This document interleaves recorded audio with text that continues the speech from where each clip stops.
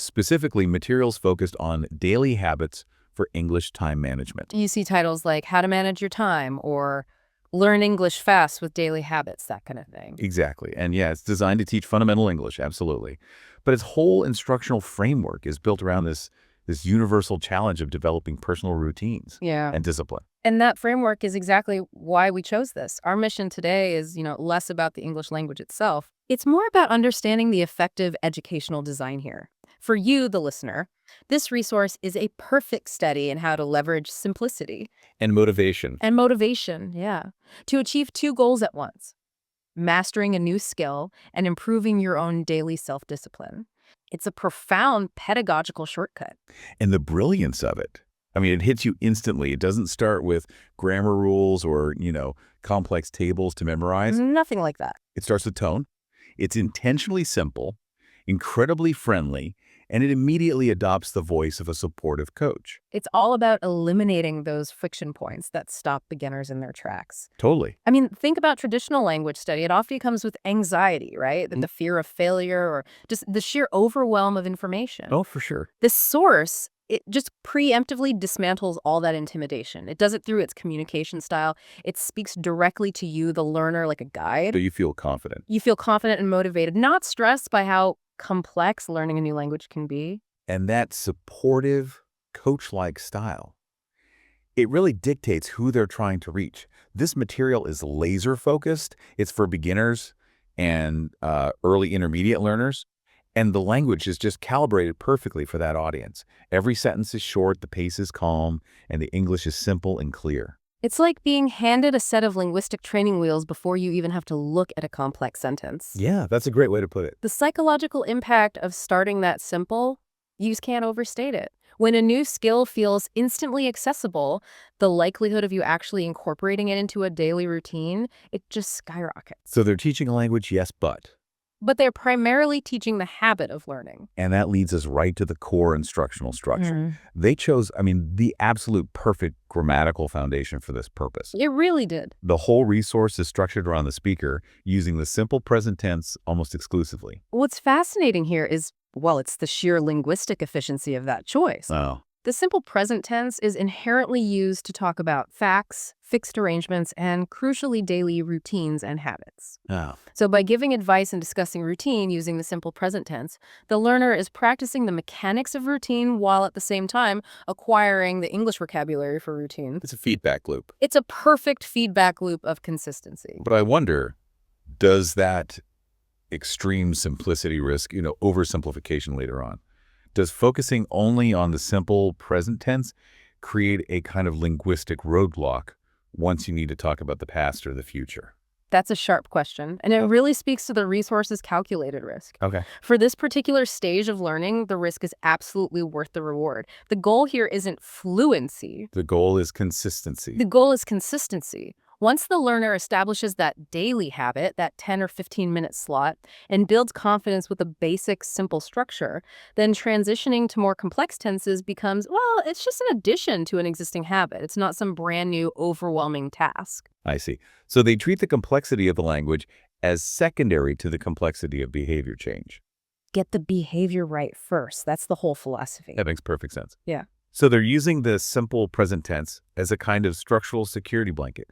It reinforces that supportive coach-like style by making sure the content is never overwhelming. Precisely. Which is a huge contrast to traditional methods that just, throw a deluge of grammar rules at a beginner on day one. Right. They're building a foundation of confidence, using short, clear, supportive language, making sure the listener always feels supported in their goal of improving both their language skills and their self-discipline. So let's move to the next layer, because here's where it gets really interesting. Yeah. This is where we see the intentional design in the specific content choices. This source isn't just teaching any English. It's teaching vocabulary that serves a dual purpose. You gain language skills, but you also gain the ability to articulate organization and structure in your own life. And it's highly practical vocabulary. It's universally relevant. If you learn these words, you can apply them instantly, whether you're speaking English or not. Yeah. We look at the specific word lists they emphasize. On the time management side, the vocabulary includes these critical planning concepts like time, schedule, routine. Break and plan, the tools you need to organize any life, really. Exactly. And then they layer in the habit words, the language of persistence and personal development. Things like daily, practice, repeat. Improve and focus. And the magic happens when these two lists merge.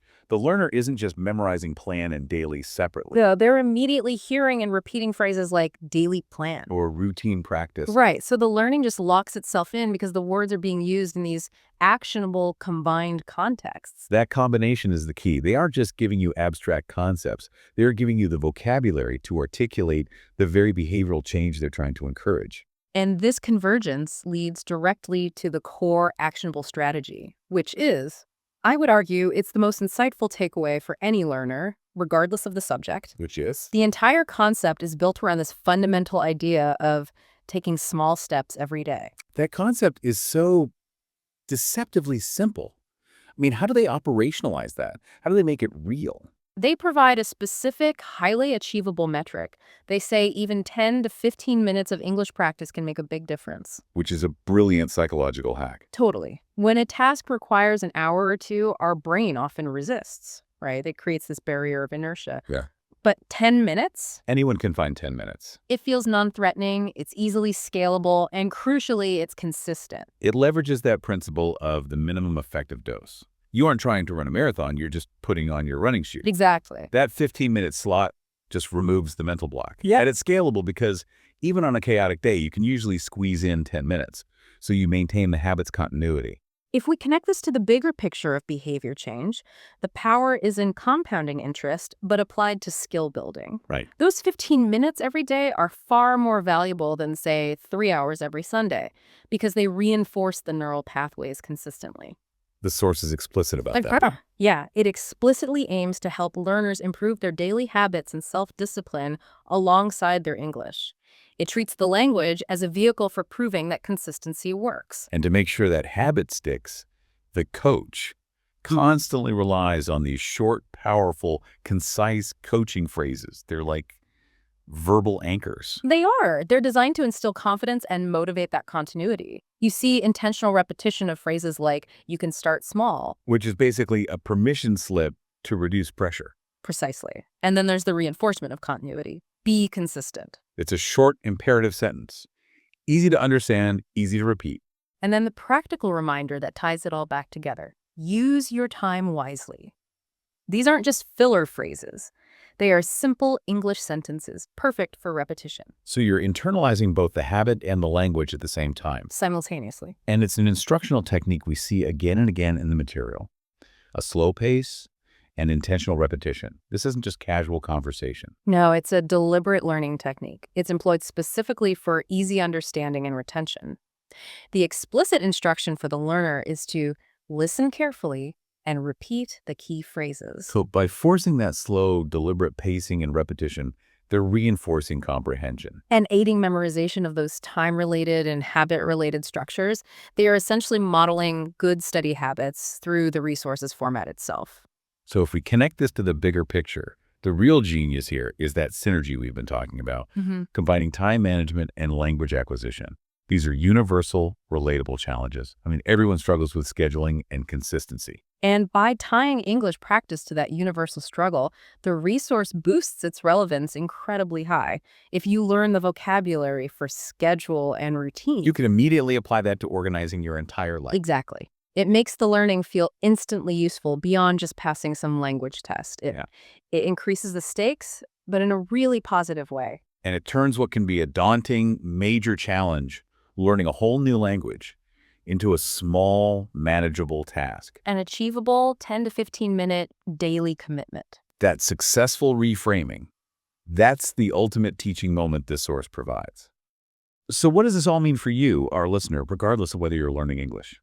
I think the distilled takeaway is that this resource provides a shortcut, not just to language acquisition. Right, but to understanding how effective learning structures work, universally. Yes. The successful formula we've identified here, clear structure, simple language, positive reinforcement, and these small incremental commitments, that can be applied to literally any domain that requires consistency. It shows us that if the structure you use to learn is gentle, supportive, and demands only a fraction of your time. You are much more likely to stick with it long enough to see real improvement. So the structure is the strategy.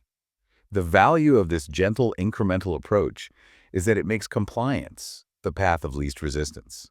You don't have to fight yourself to sit down for 10 minutes of daily practice. And that encouragement to reflect on how you use your time better, that's the final potent layer of personal development baked right into the content. It doesn't just teach you the phrase, use your time wisely. It provides a working model for enacting that philosophy in a very tangible way. So for our listener, we should probably leave them with something to think about. Absolutely. So consider this provocative thought as you go about your day.